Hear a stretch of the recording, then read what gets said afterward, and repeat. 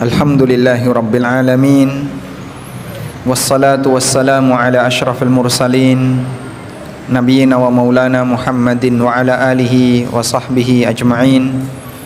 Wa ashhadu an la ilaha illallah wahdahu la syarika lah, wa ashhadu anna Muhammadan abduhu wa rasuluh, sallallahu alaihi wa ala alihi wa sahbihi wa man tabi'ahum bi ihsanin ila yaumiddin. Alhamdulillah, puji syukur kita haturkan kehadirat Allah. Malam ini kita melanjutkan kajian rutin dengan membaca kitab Al-Lu'lu' wal Marjan fi mattafaqa alaihi syaikhan. Dan insyaallah yang akan kita baca adalah hadis nomor 428, masih berkaitan dengan salatul lail wa adadu raka'atin Nabi sallallahu alaihi wasallam fil lail, wa anna al-witra rak'atun wa anna rak'ata salatun sahihatun.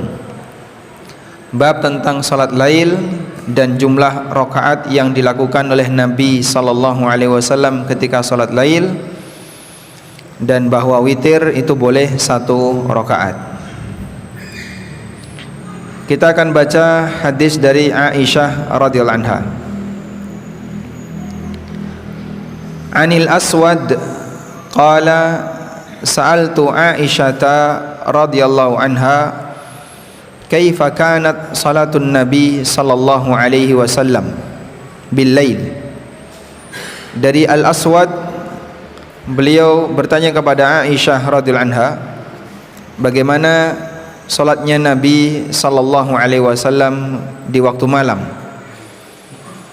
Qalat, kata beliau, kana yanamu awwalahu, beliau tidur di awal malam, wa yaqumu akhirahu, dan beliau bangun di akhir malam, fayusalli, kemudian beliau salat, thumma yarji'u ila firashihi, kemudian beliau kembali tidur, fa idza adzanal muadzinu wasaba, apabila telah terdengar azan maka beliau bangun.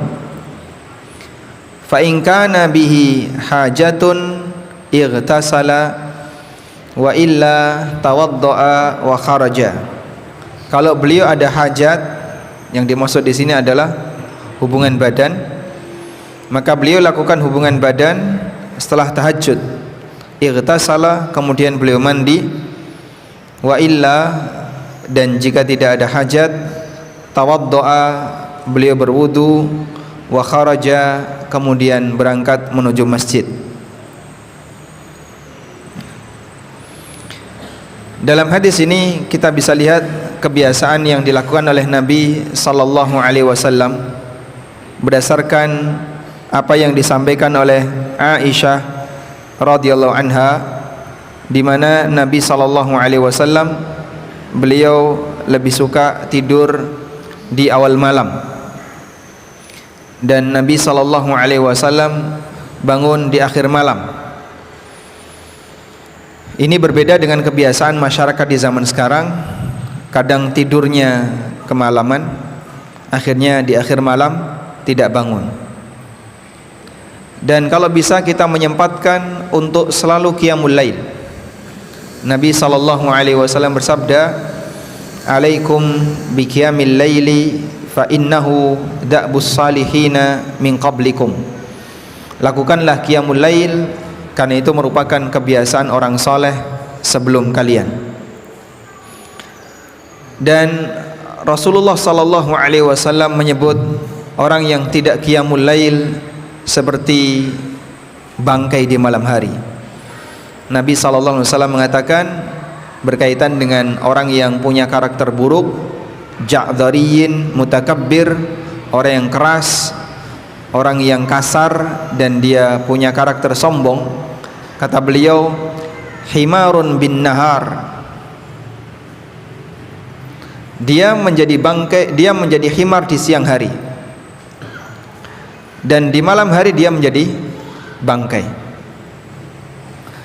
Sehingga ketika orang tidak bangun malam sama sekali sampai subuh, sampai pagi dia baru bangun, disebut oleh Nabi SAW sebagai bangkai di malam hari.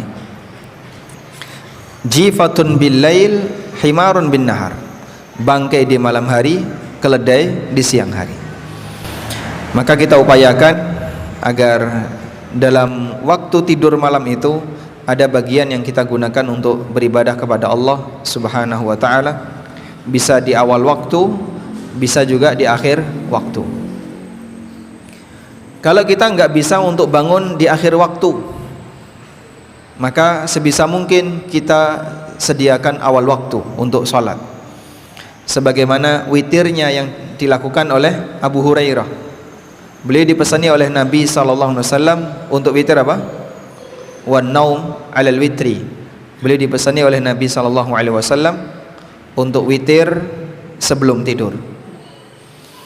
Sehingga kalau sering kebablasan, jarang bisa qiyamul lail, maka kalau bisa salatnya dilakukan di awal malam, agar tidak disebut sebagai jifatun bil lail, bangkai di malam hari.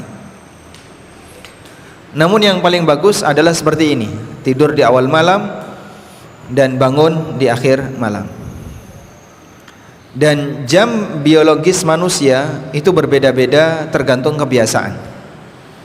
Dan sebenarnya kita bisa mengkondisikan itu, tinggal pembiasaan. Maka bagi mereka yang sudah terbiasa bangun di akhir malam, jam 4 dia bangun atau jam setengah 4 dia bangun, kalau sudah terbiasa, maka nanti ketika bangun di jam seperti itu akan terasa ringan, karena itu sudah menjadi jam biologisnya. Awalnya perlu latihan, namun lambat laun karena sudah menjadi kebiasaan akan terasa lebih ringan. Dan Rasulullah SAW dalam hadis ini mempraktekkan bagaimana yang dilakukan oleh Nabiullah Dawud alaihissalam.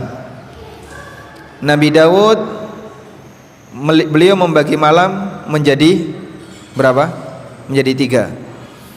Setengah untuk tidur, sepertiga untuk ibadah, 1/6 untuk istirahat setelah ibadah. Sehingga totalnya setengah tambah sepertiga tambah 1/6 berapa? 1. Setengah untuk tidur, sepertiga untuk ibadah, 1/6 sisanya untuk istirahat. Dan dohirnya yang dilakukan oleh Nabi SAW seperti itu. Sebagaimana puasa yang terbaik adalah puasa Dawud, maka salat yang terbaik, qiyamul lail yang terbaik adalah qiyamul lail yang dilakukan oleh Nabi Dawud.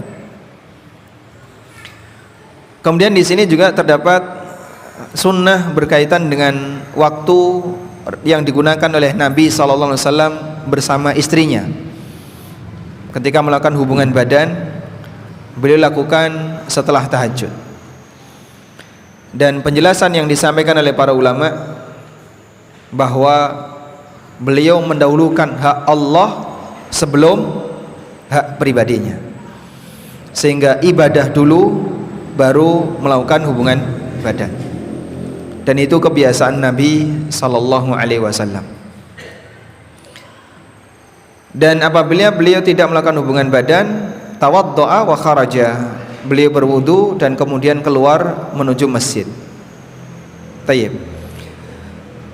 Nah, ini saya teringat sedikit berkaitan dengan masalah sholat malam yang dilakukan oleh Nabi SAW, yang kata Aisyah, beliau sholat 4 rakaat, jangan kau tanya khusyuknya dan panjangnya. Sekarang apa hukum taraweh 4 rakaat salam, 4 rakaat salam? Yang paling afdol salat taraweh adalah 2 rakaat salam, 2 rakaat salam. Dan itu berdasarkan keterangan ulama 4 madhab. Kalau 4 salam bagaimana? Dalam ensiklopedia fikih disebutkan, wakhtalafu fi man sallat tarawiha walam yusallim min kulli rak'atain. Ulama berbeda pendapat untuk orang yang salat tarawih namun setelah dapat 2 rakaat dia enggak langsung salam. Faqala al-Hanafiyah, menurut ulama Hanafiyah, law sallat tarawiha kullaha bitaslimatin wa qa'ada fi kulli rak'ataini fas-sahihu annahu tasihhu salatuhu anil kull. Kalau ada orang yang salat tarawih kullaha, beberapa rakaat, bisa misalnya 11 rakaat atau 13 rakaat atau 21 rakaat, dia salat tarawih semua rakaat dengan 1 salam, berarti tasyahud akhirnya sekali. Misalnya 11 cuman tasyahud akhir tok. Wa qa'ada fi kulli rak'atain, tapi setiap dapat 2 rakaat dia tasyahud awal. 2 rakaat tasyahud awal, 2 rakaat tasyahud awal, tapi enggak salam.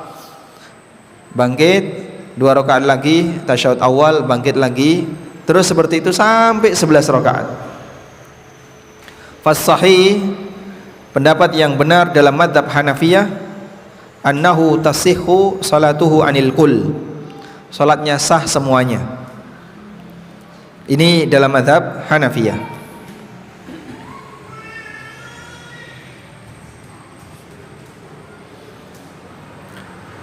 Wa qalu, dan ada pendapat yang lain dalam mazhab Hanafiyah, idza lam yaq'ud fi kulli rak'ataini wa sallama taslimatan wahidah fa inna salatahu tafsudu inda Muhammad. Apabila setiap dapat 2 rakaat dia enggak duduk dan enggak salam sehingga bablas terus langsung 4 rakaat atau langsung 6 rakaat, beliau di sini mengatakan tafsudu salatuhu, salatnya batal inda Muhammad, menurut Muhammad bin Hasan Asy-Syaibani, dan beliau ini murid seniornya Abu Hanifah. Wala tafsudu inda Abi Hanifah wa Abi Yusuf, tapi kalau menurut Abu Hanifah dan Abu Yusuf enggak batal. Sehingga dalam Hanafiyah ada 2 pendapat. Kalau menurut Muhammad bin Hasan 4 rakaat sekaligus hukumnya apa? Salatnya batal. Kalau menurut Abu Hanifah dan Abu Yusuf 4 rakaat sekaligus tidak batal. Baik, sekarang kita beralih ke madhab yang kedua. Wa qala al-Malikiyah, menurut Malikiyah dianjurkan bagi orang yang salat tarawih agar melakukan salam min kulli rak'atain, setiap dapat 2 rakaat. Wa yukrahu ta'khirut taslim ba'da kulli arba'in, dan makruh salam setelah 4 rakaat. Makruh baru salam setelah 4 rakaat. Ini dalam mazhab Malikiyah. Hatta law dakhala ala 4 raka'atin bitaslimatin wahidah, bahkan jika ada orang yang bergabung dengan salat tarawih 4-4-3, fal afdal, maka yang paling afdal adalah lahus salamu ba'da kulli rak'atin, ba'da kulli rak'atain, dia melakukan salam setiap dapat 2 rakaat. Jadi nanti sejedewi, beda, imamnya bangkit, dia duduk, tasyahud, salam, dalam rangka untuk tetap menjaga 2 rakaat salam, 2 rakaat salam. Ini mazhab Malikiyah. Selanjutnya mazhab Syafi'iyah. Wa qala Syafi'iyah, sementara Syafi'iyah menjelaskan, law shalla fi tarawih 4 bi taslimatin wahidah, kalau ada orang yang salat tarawih 4 rakaat dengan 1 salam, lam yasihha fatabtulu in kana amidan aliman, salatnya enggak sah alias batal jika dilakukan dengan sengaja dan dia tahu kalau seperti ini enggak boleh. Wa illa, tapi kalau dia enggak tahu, seperti masyarakat awam yang dia enggak pernah belajar seperti ini, kata mereka sarat naflan mutlaqan, maka statusnya menjadi salat sunnah mutlak, sehingga tidak berstatus sebagai salat tarawih. Baik, ini dalam keterangan mazhab Syafi'iyah. Wallahu a'lam. Sehingga kalau bisa ketika salat tarawih kita upayakan 2 rakaat salam, 2 rakaat salam. Bagaimana kalau masjidnya masih menggunakan 4-4? Maka kita sampaikan kepada takmir, resiko salat tarawih 4-4 salam. Menurut Hanafiyah sebagian menilai batal, dan itu pendapat Muhammad bin Hasan Asy-Syaibani. Meskipun mazhab Abu Yusuf dan Abu Hanifah enggak batal. Menurut Malikiyah makruh, menurut Syafi'iyah batal. Lebih aman 2 salam 2 salam. Semua ulama sepakat sah, karena demikianlah bimbingan dari Nabi sallallahu alaihi wasallam. Wallahu a'lam. Baik, kita lanjutkan. Berikutnya hadis dari Aisyah an Masruqin, dari Masruq. Masruq ini ulama tabi'in, disebut Masruq. Masruq itu artinya yang dicuri, yang dicuri. Kenapa disebut Masruq? Karena waktu kecil dia diculik orang, sampai gede baru pulang. Akhirnya disebutlah Masruq, orang yang diculik, dicuri. Dan termasuk diantara ulama tabi'in yang banyak mendapatkan riwayat dari Aisyah radhiyallahu anha. Saltu Aisyata radhiyallahu anha, aku bertanya kepada Aisyah radhiyallahu anha, ayyul amali kana ahabba ila nabi sallallahu alaihi wasallam, amal apakah yang paling dicintai oleh Nabi sallallahu alaihi wasallam? Qalat, kata Aisyah, ad-daim, amal yang paling dicintai oleh Nabi sallallahu alaihi wasallam adalah ad-daim, yang paling istiqomah. Ad-daim maknanya adalah alladzi yastamirru amiluhu, pelakunya itu istiqomah, sehingga bukan model mut-mutan, lagi ngemut mau beramal, kalau nggak mut nggak mau amal. Dan orang kalau sudah dewasa biasanya suasana batinnya itu cenderung lebih stabil. Kalau masih di usia SMP, SMA, model mut-mutan itu terjadi ya. Lagi mut, nyaman, dia beramal. Kalau lagi nggak mut, nggak beramal. Di usia peralihan, lulus SMA, mahasiswa, kadang masih seperti itu. Gawan bayi SMP, SMA-nya masih terbawa sampai kuliah. Akhirnya kadang juga mut-mutan, lagi ngemut mau beramal. Kalau nggak ngemut, nggak mau beramal. Nah, kalau sudah dewasa, usia 30 ke atas, itu biasanya lebih stabil. Maka puncaknya ada di usia 40. Kalau sudah 40 terkunci, susah untuk mengalami perubahan. Makanya dalam hadis Allah Subhanahu wa taala memberikan uzur kepada hambanya sampai usia 40 tahun. Karena orang ketika di usia 30 sampai 40 masih cenderung labil, ada suasana perubahan. Tapi kalau sudah 40, apa yang berada di kebiasaan 40 itu akan dibawa sampai mati. Waliyadzubillah, dengan kebiasaan buruk di usia 40 ke atas. Nah, qalat, kata Aisyah, ad-daim, amal yang dicintai oleh Nabi SAW adalah amal yang istiqomah. Qultu, maka Masruq bertanya lagi, mata kana yaqum, kapan Nabi SAW melakukan qiyamul lail? Qalat, kata Aisyah radhiyallahu anha, mata kana yaqum, kapan Nabi SAW bangun? Qalat, kata Aisyah, kana yaqumu idza sami'a as-sarikh, Nabi SAW bangun ketika sudah mendengar as-sarikh. Apa itu as-sarikh? As-sarikh yang teriak, maksudnya adalah ad-dik li'annahu yakthurus siyah fil lail. Ayam jantan. As-sarikh di sini adalah ayam jantan. Karena disebut as-sarikh karena binatang ini banyak berkokok di malam hari. Nabi SAW biasanya bangun tidur ketika sudah mendengar ayam jantan berkokok. Sehingga dari cerita Aisyah ini berarti di zaman Nabi SAW ada ayam, dan ada ayam jantan yang berkokok. Maka jangan dibayangin, wah pada zaman itu apa ayam itu sudah ada belum Pak? Ya, ayam tercipta sebelum ada beliau ya. Tapi apakah di Arab ada ayam Pak zaman itu?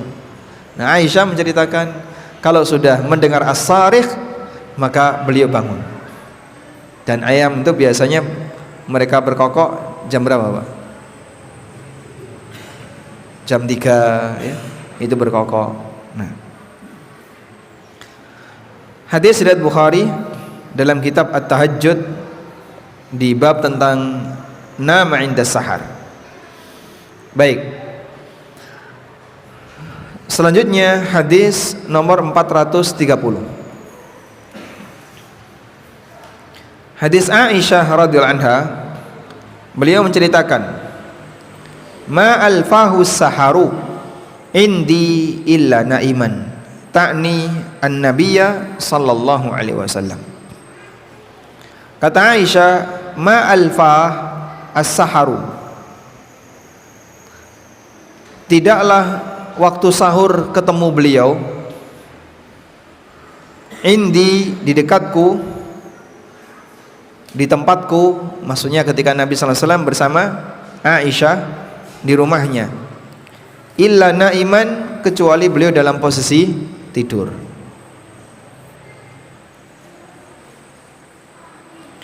Sehingga Rasulullah SAW tidur di akhir malam, karena yang beliau lakukan adalah tahajud setengah malam, di pertengahan malam atau setelah masuk tengah malam, kemudian beliau sepertiga digunakan untuk ibadah, sisa waktunya digunakan untuk apa? Istirahat. Wallahu alam. Kemudian hadis Aisyah yang lain, beliau radhiyallahu anha mengatakan, kullal laili autara Rasulullah sallallahu alaihi wasallam wa intaha witruhu ila sahar. Di semua rentang malam Nabi sallallahu alaihi wasallam witir, dan witirnya berhenti di waktu sahur. Maksudnya berarti beliau witirnya panjang sekali Pak? Bukan. Tapi maksudnya adalah Nabi sallallahu alaihi wasallam kalau salat witir itu kadang di awal, kadang di tengah, kadang di akhir. Tapi berakhirnya witir beliau itu di waktu sahur. Wallahu a'lam. Walhamdulillahirabbil alamin. Selesai untuk bab 17 ya. Dan bab 18. Ini dua bab. Karena berikutnya langsung masuk ke bab 20.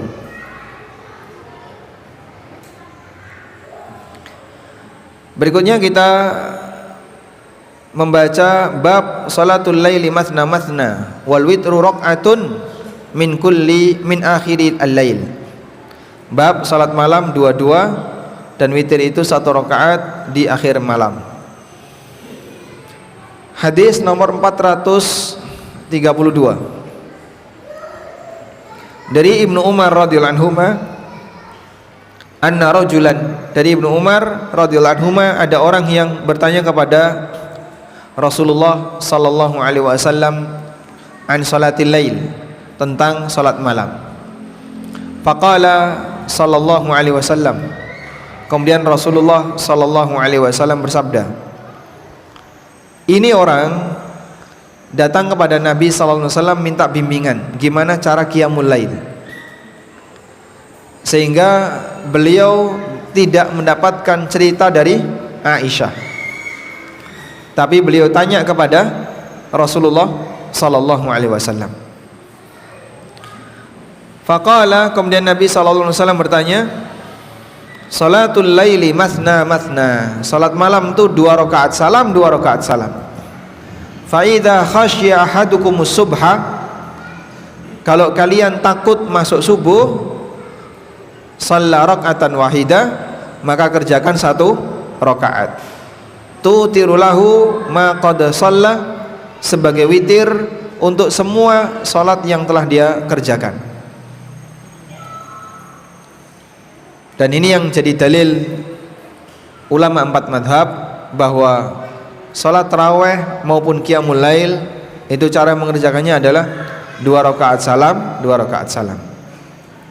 Baik, Anda kasih catatan terkait hadis ini. Rasulullah SAW ditanya tentang cara tahajud, qiyamul lail, dan beliau memberikan bimbingan salat malam itu 2 salam 2 salam. Dalam posisi beliau ditanya tentang tata caranya,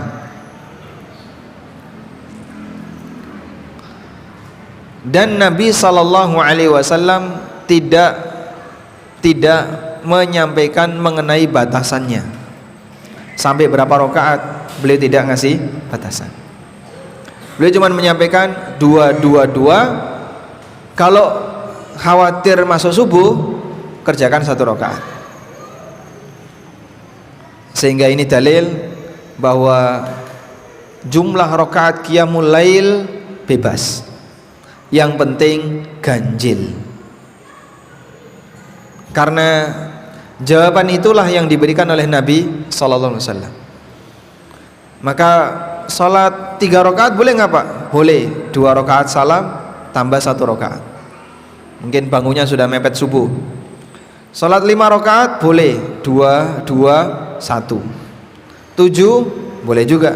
2 2 2 1. 11 13 15 sekian belas 21 silahkan. Yang penting pokoknya 2 salam 2 salam 2 salam sak kuate. Lalu di bagian akhir melakukan apa? Witir 1 rakaat. Itu kaidah umum yang diberikan oleh Nabi sallallahu alaihi wasallam ketika ada orang yang tanya tentang bagaimana cara qiyamul lail.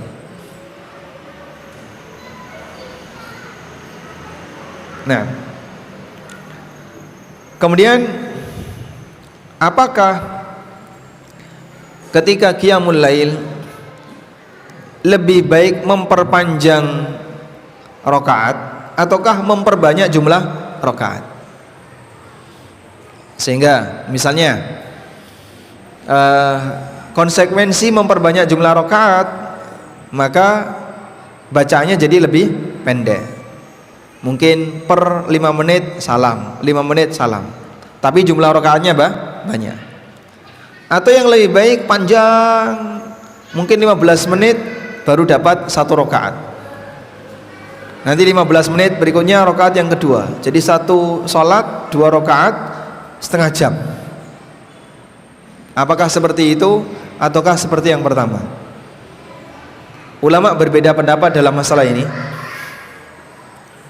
Ada yang mengatakan yang lebih baik panjang rakaatnya. Jadi baca suratnya panjang. Itu yang lebih baik. Mereka beralasan karena sholat tahajud itu disebut qiyamul lail. Dan makna qiyamul lail, kenapa disebut qiyamul lail? Karena berdirinya lama. Sehingga akan lebih bagus ketika sholat di waktu malam dibuat berdirinya lama. Ini pendapat yang pertama. Pendapat kedua mengatakan dikembalikan kepada masing-masing orangnya. Kalau berdirinya terlalu lama kok malah merem, ngantuk karena kesuwen, atau jadi malas, maka lebih baik dibuat banyak jumlah rakaatnya. Sehingga misalnya saya kalau lama ngantuk, tapi kalau 2 salam 2 salam karena banyak gerakan jadinya lebih tidak ngantuk. Atau sebaliknya, saya lebih senang lama menghayati bacaan Al-Quran yang saya baca. Yang seperti ini kembali kepada masing-masing orangnya. Dan insya Allah pendapat kedua inilah yang lebih kuat. Sehingga mengenai bagaimana qiyamul lail itu panjang ataukah pendek, maka yang lebih tepat adalah sesuai dengan kondisi masing-masing pelakunya. Kalau kemudian terlalu lama membuat orang yang ngantuk, maka lebih baik dibuat lebih pendek agar lebih banyak bergerak. Wallahu a'lam. Dan Nabi SAW terkadang pertama, terkadang kedua. Maka Aisyah menyebutkan Rasulullah SAW ketika sudah usia lanjut sehingga fisiknya sudah mulai lemah, Nabi SAW membaca Al-Quran sambil duduk ketika qiyamul lail. Jadi takbiratul ihram sambil duduk, terus membaca Quran sambil duduk, sehingga ketika tinggal 100 ayat beliau berdiri. Berdiri itu masih 100 ayat. Dan 100 ayat kalau sahur itu kan 50 ayat 10 menit. 100 ayat kurang lebih 20 menit. Itu kalau bacanya agak cepat. Kalau bacanya agak pelan bisa setengah jam. Berarti beliau ketika membaca Quran sambil duduk itu mungkin 1 jam, karena yang 100 ayat itu sisanya. Sehingga ketika tinggal 100 ayat beliau berdiri, kemudian beliau ruku, beliau i'tidal dalam posisi berdiri, sebagaimana riwayat yang kemarin kita baca.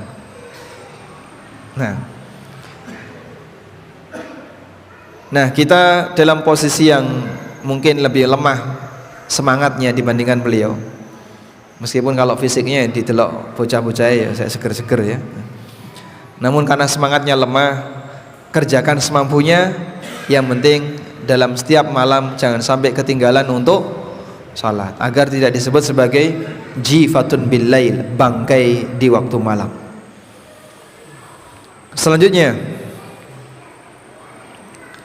hadis nomor 433. Hadis Ibnu Umar dari Nabi sallallahu alaihi wasallam qala, beliau bersabda, ij'alu akhir salatikum bil laili witra. Jadikanlah salat terakhir kalian di malam hari adalah salat witir. Jadikan salat witir sebagai salat terakhir kalian di malam hari. Nah, dan hadis ini sering menjadi bahan pembahasan di kalangan masyarakat mengenai hukum, apa hukumnya tahajud setelah taraweh. Karena kan banyak orang kalau ikut taraweh sampai witir ya, lalu pulang, dan malam bisa jadi dia bangun malam sebelum sahur. Boleh nggak tahajud padahal tadi sudah sholat witir?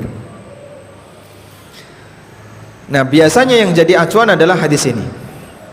Oleh karena itu, sebelum kita membahas tentang hadis ini, terlebih dahulu coba kita baca hadis berikut.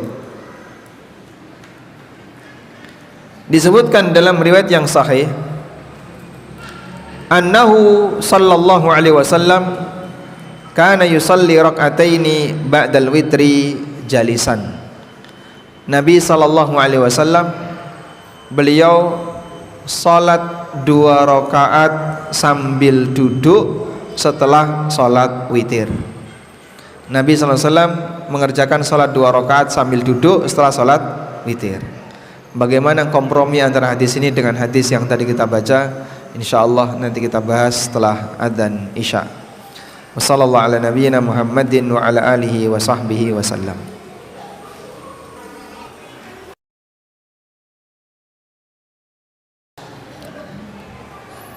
Alhamdulillah wassalatu wassalamu ala Rasulillah wa ala alihi wa sahbihi wa mawalah.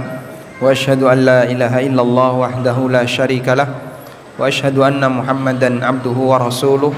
sallallahu alaihi wa ala alihi wa sahbihi wa man tabi'ahum bi ihsanin ila yaumiddin.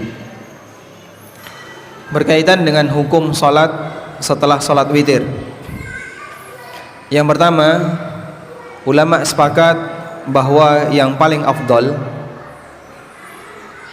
salat witir ditaruh di paling belakang, sehingga dia menjadi salat sunnah di waktu malam yang paling akhir. Dan ini sejalan dengan dua hadis Nabi sallallahu alaihi wasallam yang tadi kita baca.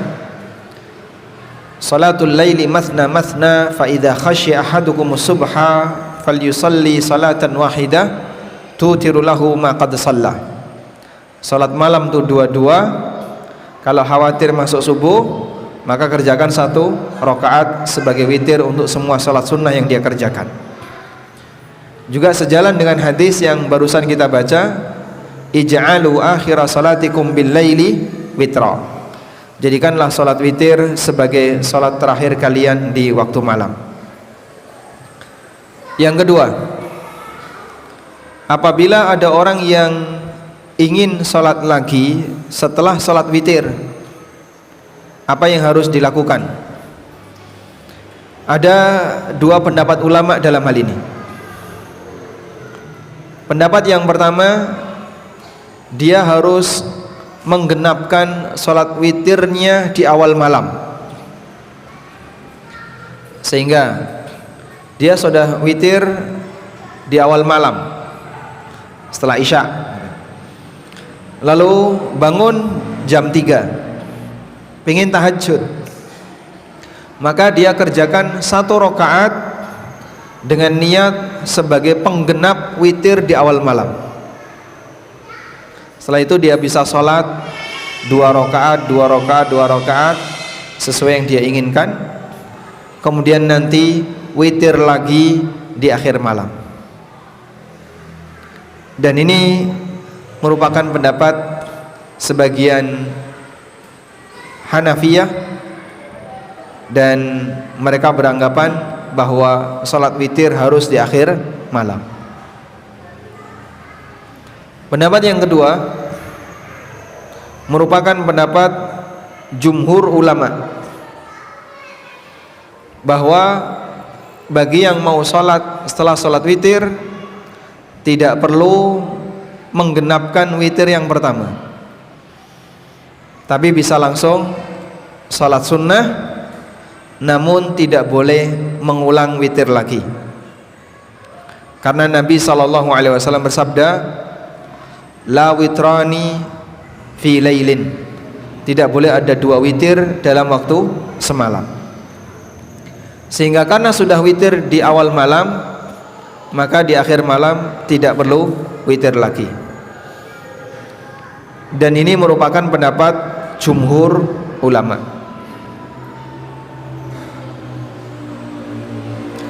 Dalil yang digunakan oleh jumhur, dalil jumhur mayoritas ulama adalah hadis dari Aisyah yang tadi kita baca. Kana Nabi sallallahu alaihi wasallam yusalli ba'dal witri jalisan. Nabi sallallahu alaihi wasallam beliau melaksanakan salat sambil duduk 2 rakaat setelah witir. Yang ini menunjukkan boleh sholat setelah sholat witir. Nah sekarang, sholat yang beliau kerjakan sambil duduk setelah witir ini sholat apa? Kita coba baca keterangan An-Nawawi. Qala An-Nawawi rahimahullah, kata An-Nawawi rahimahullah, qauluha, keterangan Aisyah, bahwa Nabi SAW salat 13 rakaat. Beliau kerjakan 8 rakaat, kemudian beliau witir, kemudian beliau salat 2 rakaat sambil duduk. Fa idza arada ayyarka'a qama faraka'a thumma yusalli rak'ataini ba'da an-nida'i wal iqamah min salati subhi. Dan setelah itu apabila beliau ingin salat qabliyah subuh, beliau salat 2 rakaat sambil berdiri setelah terdengar adzan subuh, antara adzan dan iqamat. Lalu kata An-Nawawi, hadis ini disimpulkan secara makna tekstual oleh Al-Auza'i dan Ahmad, sebagaimana keterangan Al-Qadhi bahwa Al-Auza'i dan Imam Ahmad membolehkan sholat 2 rakaat setelah witir sambil duduk. Wa qala Ahmad, dan kata Imam Ahmad, la af'aluhu wa la amna'u man fa'alah. Aku tidak mengerjakan praktek ini, meskipun aku tidak melarang orang yang mengerjakannya. Wa angkarahu Malik, namun diingkari oleh Imam Malik. Qultu, kata An-Nawawi, was-shalah was-shawab anna hataini rak'ataini, yang benar 2 rakaat ini dikerjakan oleh Nabi sallallahu alaihi wasallam setelah salat witir sambil duduk, li bayani jawazis shalah ba'dal witri, untuk menjelaskan bolehnya salat setelah witir. Jadi kalau dalam pemahaman An-Nawawi, beliau mengatakan Nabi sallallahu alaihi wasallam salat sambil duduk setelah witir, tujuannya adalah untuk menjelaskan bolehnya salat setelah witir. Wa bayani jawazin nafli jalisan, dan untuk menjelaskan bolehnya salat sunnah sambil duduk. Walam yuwadzib ala dzalika, meskipun itu tidak beliau rutinkan. Sehingga penjelasannya, hukum salat setelah witir apa? Boleh, meskipun itu tidak dirutinkan. Wallahu a'lam. Berarti hadis Ibnu Umar, jadikanlah salat terakhir kalian adalah salat witir. Hadis Ibnu Umar ini menunjukkan makna anjuran untuk menjadikan witir sebagai salat terakhir. Bukan berarti enggak boleh salat setelah witir. Dan saya tidak mendapatkan satupun pendapat ulama yang mengatakan dilarang salat setelah witir. Adanya tadi, bagi yang mau salat setelah witir, genepin dulu witirnya, baru kemudian apa? Dia salat terus nanti witir lagi. Kalau dilarang witir, dilarang salat setelah witir, ini pendapatnya masyarakat yang mungkin dia belum paham tentang ilmu seperti ini, dan itu umum di masyarakat. Oh, enggak boleh salat setelah witir, enggak boleh salat setelah witir. Padahal ulamanya siapa yang ngomong kayak gitu? Enggak ada ya. Nah, ini keliru, pemahaman yang keliru di masyarakat.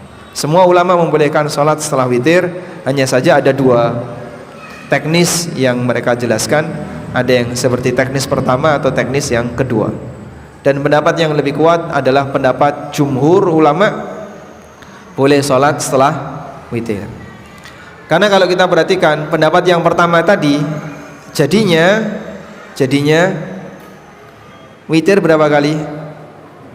Berapa kali? 3 kali.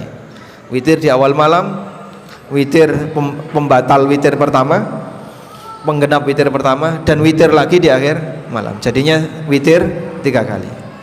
Dan aneh kalau witir dilakukan 3 kali. Wallahu a'lam. Walhamdulillahirabbil alamin. Demikian yang bisa kita sampaikan, semoga bermanfaat. Wassallallahu ala nabiyyina Muhammadin wa ala alihi wa sahbihi wa sallam, wa akhiru da'wana alhamdulillahi rabbil alamin. Wassalamualaikum warahmatullahi wabarakatuh.